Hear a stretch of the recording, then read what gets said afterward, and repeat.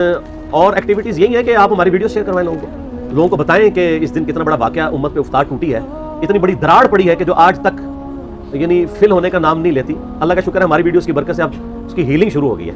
Healing ضروری ہے، ورنہ تو امام مہدی علیہ السلام سنی میں آگے تو شیعہ نے انکار کر دینا، شیعہ میں آگے تو سنیوں نے انکار کر دینا۔ تو یہ ضروری ہے کہ امام مہدی کے آنے سے پہلے یہ سنی شیعہ کی تفریق اور اس کے اندر بھی جو سب ڈویژنز ہیں وہ ختم ہو کے لوگ جھوم کے کہیں کہ نہ میں وہابی، نہ میں بابی، میں ہوں مسلم علمی کتابی، نہ ہم سو کارڈ وہابی ہیں، کوئی علمی بات کرتے ہیں اسے وہابی کا تانا دیتے ہیں، اور نہ ہم بابوں کا دفاع کرنے والے باب بھی ہیں، ہم عام سے مسلمان ہیں علمی کتابی۔ تو یہ کرنا چاہیے، باقی جو خلاف شرع ایکٹیویٹیز ہیں وہ نہیں ہونی چاہیے۔ میں تو ان چیزوں کو کنڈیم کرتا ہوں۔ پروگرام کروائیں، مجالس کروائیں، اس میں اہل بیت کا ذکر کریں، بالکل اجتہاداً یہ ٹھیک ہے۔ ربیع الاول شریف میں نبی الاسلام کا مبارک ذکر کریں، بالکل ٹھیک ہے۔ میں نے بتایا سب کے سب کر رہے ہیں۔ اب بڑا دکھ ہوتا ہے، اب یہ پچھلے دنوں آپ دیکھیں پرسوں جمعہ تھا 6 محرم کا، اب 6 محرم کے جمعے میں بجائے فضائل اہل بیت بیان کرنے کے آپ اور طرف لگ پڑے ہوئے ہیں۔ خصوصاً اہل حدیث کے آپ ممبروں سے دیکھیں گے تو وہ شیعہ کے خلاف تقریریں کر رہے ہوں گے اور محرم کے چاروں جمعے اسی پہ گزار دیں گے، تو پھر اہل بیت کا ذکر کب آئے گا؟ اس کے اوپر کیوں نہیں ٹائم لگاتے؟ آپ کریں، اپنی بڑاس نکالیں، اگر شیعہ کو حق ہے تو آپ کو بھی حاصل ہے، کریں آپ ضرور، لیکن اہل بیت کو اگر آپ آن کرتے ہیں تو ان کا بھی ذکر خیر کر لیں۔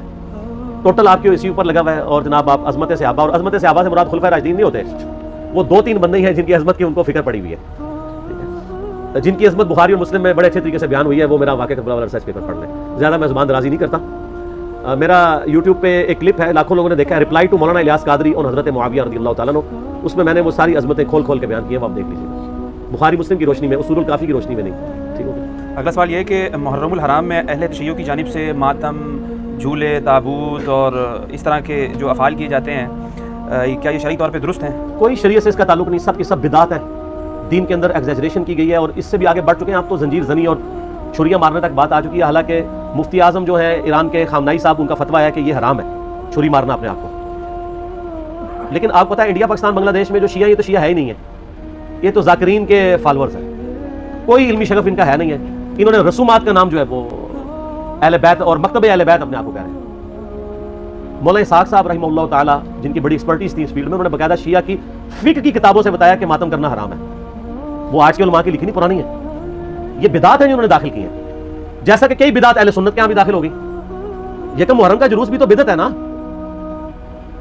اگر 10 محرم کا بدعت نکالا ہوا انہوں نے، پروگراموں کے میں خلاف نہیں ہوں، آپ کریں، سارے خلفائے راشدین کے پروگرام کریں، لیکن سڑکیں بلاک کر کے لوگوں کو تکلیف میں ڈالنا، مریض ہاسپٹل تک نہ پہنچ سکے، بچے اسکولوں تک نہ پہنچ سکیں، اور اس طریقے سے یہ معاملات کو کرنا یہ نہیں ہونا چاہیے۔ آپ کنٹرول انوائرمنٹ کے اندر کسی گراؤنڈ میں سرمنی کریں، کسی مسجد میں کریں، کسی امام بارگاہ میں کریں، ضرور کریں، لیکن یہ جو باقی جو چیزیں، یہ جھولے اور زوجنا کے جلوس نکالنا اور یہ پنجے اور اس کے نیچے سے گزرنا، اور پھر آج کل تو گھوڑوں کو دفنا بھی رہے ہیں، ٹھیک ہے، تو یہ سب کے سب بدعات ہیں دین میں داخل کی ہیں، اور اس کی وجہ سے شیعہ کی ان ایکٹیویٹیز نے یعنی مکتب اہل بیت کو نقصان پہنچایا ہے، بجائے کہ ان کی تعلیمات کو سامنے لایا جاتا، ان لوگوں نے ان معاملات میں ڈالنا شروع کر دیا۔ ماتم بھی بالکل حرام ہے، میں نے یوٹیوب پہ میرا کلپ آلموسٹ 20 لاکھ کے قریب لوگ دیکھ چکے ہیں، ماتم کے حق میں شیعہ کے 3 دلائل، میں نے اس کا جواب دیا، اور اس میں جو ایک ٹاپ آف دا لسٹ یہ پیش کرتے ہیں، میں حصول برکت کے لیے عرض کر دیتا ہوں، بلکہ میں اگلے دن ایک شیعہ عالم کو دیکھ رہا تھا، تو وہ دنیا ٹی وی پہ ایک پروگرام تھا، اس پہ بیٹھ کے وہ کہہ رہے تھے کہ جی پہلا ماتم تو سیدہ عائشہ نے کیا، ٹھیک ہے جی، نام میں نہیں لیتا، آپ سب کو پتا ہے کیونکہ نام والی پالیسی اب نہیں ہے،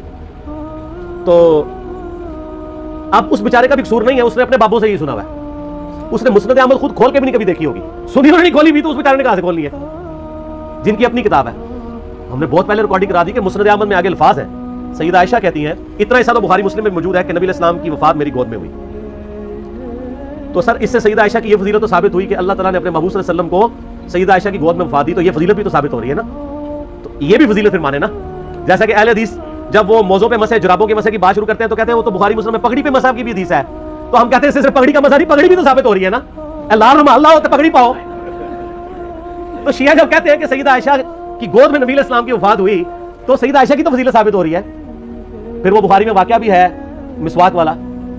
تو مسند احمد میں آگے الفاظ ہیں کہ سیدہ عائشہ کہتی ہے جب نبی علیہ السلام کی وفات ہوئی تو میں نے آپ کا سر تکیے پہ رکھا اور باقی عورتوں کے ساتھ مل کے میں نے اپنے چہرے کو پیٹنا شروع کر دیا۔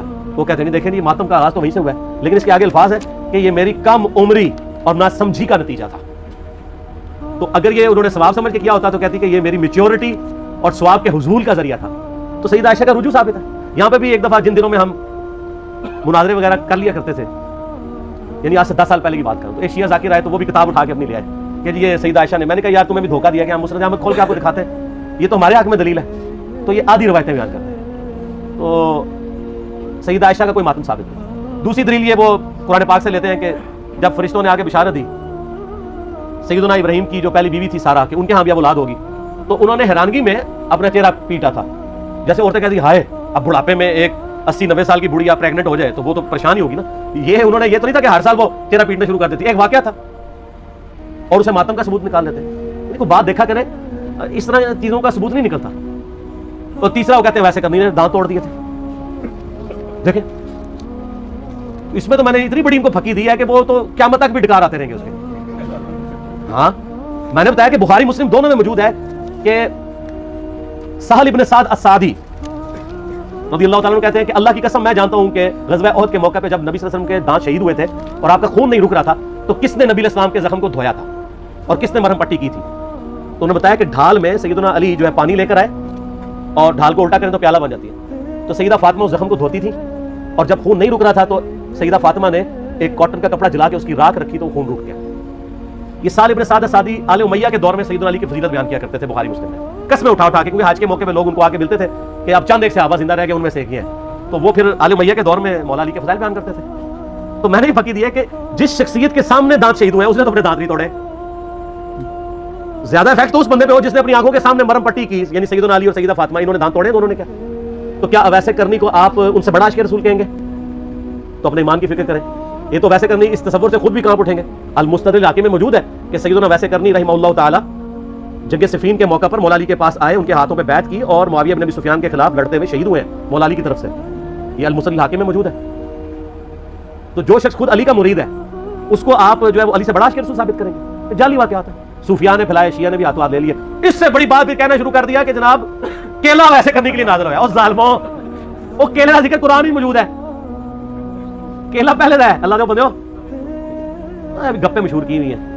اور لوگ آج کل وہ کہتے ہیں دانتوں میں درد ہو تو آپ ویسے کرنی کہ 2 نفل پڑھ لیں, یہ کر لیں. سر دانتوں میں درد ہو تو کسی ڈینٹسٹ کے پاس جائیں, ہو سکتا ہے اندر سے کوئی ہاڑ کھائی گئی ہو, آپ کی کوئی کیڑا لگ گیا ہو, کوئی صفائی کروائیں, کوئی اس کی آپ روٹ کنال کرنی ہو سکتا ہے اس کی کیپنگ ہو. ٹھیک ہے, یہ اس طرح کی کہانیاں نہ کرایا کریں.